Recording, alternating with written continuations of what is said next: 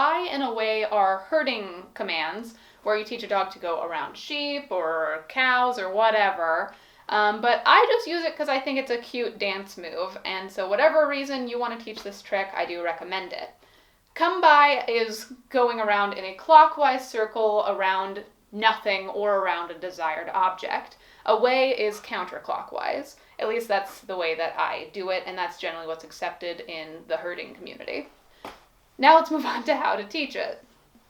Start with an object. I like round ones, but honestly it doesn't matter. Betsy, over here. Wait. Then you just want to lure them around it, like this. Good, very good. And for some dogs, you might literally have to treat every step of the way at first. I don't know why, but some dogs are like, why are you making me go around this? And eventually you want to lure with your finger. Yes. And then only halfway around. Yes. And then a quarter way. Oh, that's okay. Come around. Sometimes I'm going to get her in motion, and that helps. One more. Nope. That's an away. Good try. Start with one direction. Don't try to go by, away, by, away. Oh, I did signal you, didn't I? You want to just focus on one direction and then do the second one on a whole different trick. So come here. Let's go to see if we can do a quarter of the way. Yes.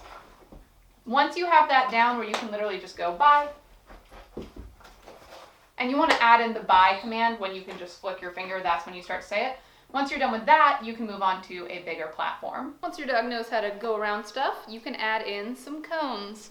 Now you're so cute.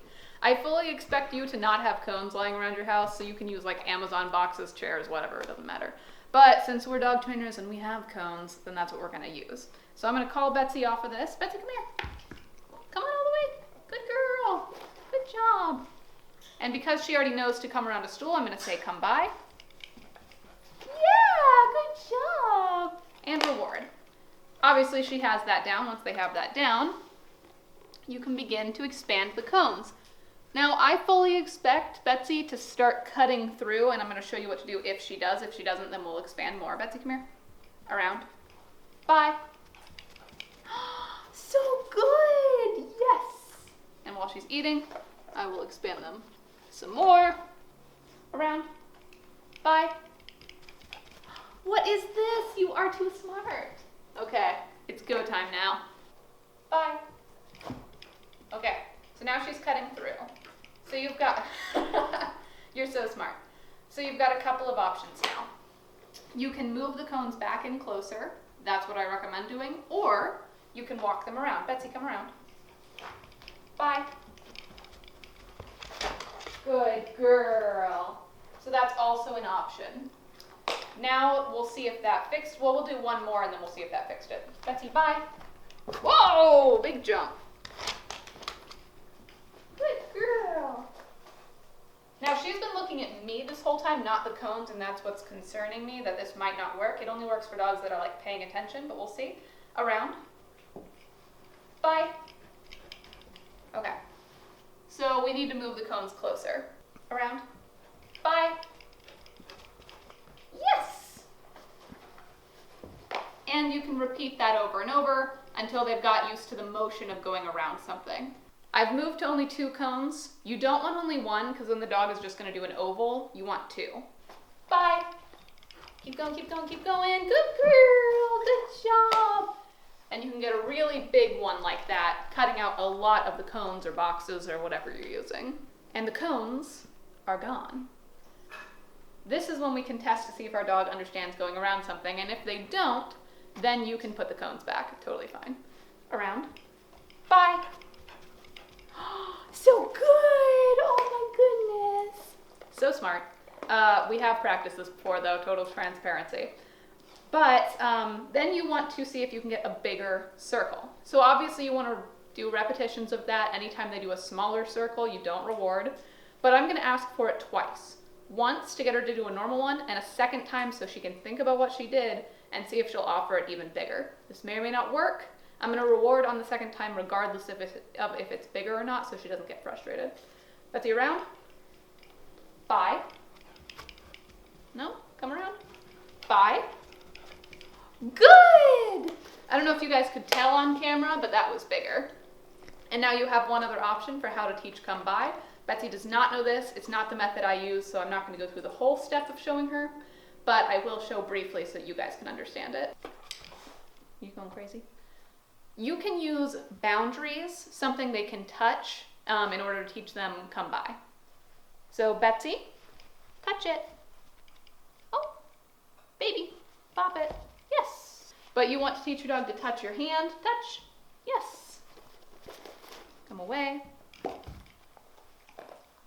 Touch. Yes. And just cut your hand away so that eventually they're touching the couch. Touch. Yes. Did you just bite the air? What are you doing? She thought you had a treat. Touch. Oh, good try. Touch. Yes. Good girl. And do that, over and over. Then I'm going to put my body close and I'm going to pass by. Good girl. With a big arm motion. So this is come near the couch. That's why I wasn't making her press her nose against it. I just want her comfortable coming near it. Good.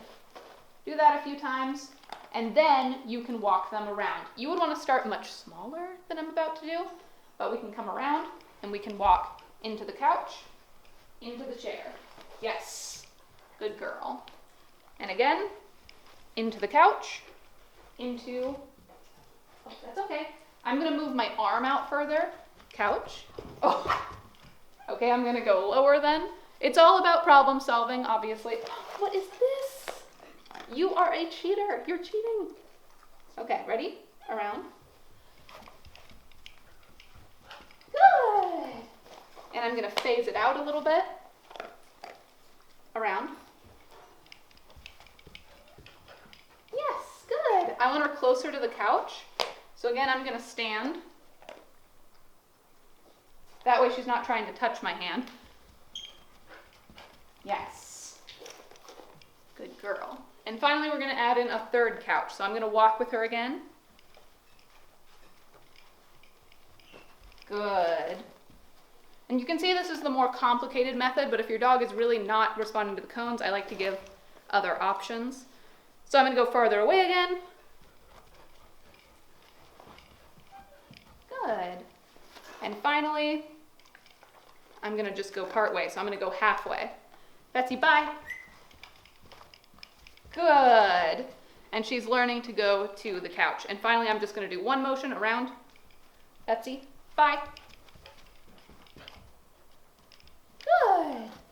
And then I'm going to face her rather than her walking in a circle around me. And we're going to see how close she'll get to that chair. Now you can kind of see the chair ideally should be here, but Revel's so comfortable that we're leaving it back there. But you'd want it to be closer, but let's see if she'll do it. Around. Bye. Yes. And essentially that's using boundaries. I did that really fast. You would want to go a lot slower, so you'd want the dog kind of brushing against it and feeling it so that she can get, kind of all the way to the edges of a room is sort of the end result of that. But generally with come by, you don't want them going around a room, you want them going around an object. So that might be your sheep, or it might just be a big dance. Now Betsy and I's goal is to do something more like this. Bye. Oh, that was close, that was close. So I'm just gonna spin in a circle. Bye.